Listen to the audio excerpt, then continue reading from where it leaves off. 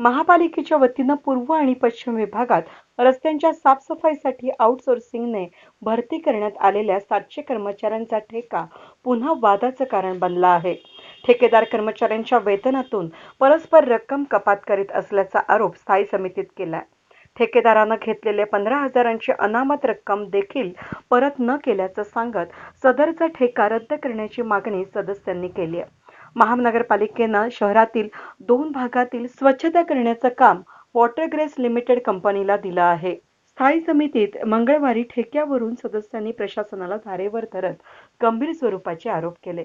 कार्यारंभ आदेश मिळाल्यानंतर भरती प्रक्रिया राबवताना 15,000 रुपये अनामत घेण्यात आली होती.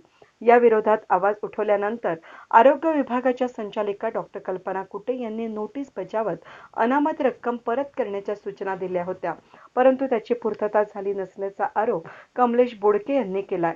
नियमाप्रमाणे 27,000 रुपये वेतन स्वच्छता कर्मचाऱ्यांना मिळणे अपेक्षित असताना प्रत्यक्षात हातात 12,500 रुपये मिळत असल्याचा आरोप सदस्यांनी बैठकीत केलाय.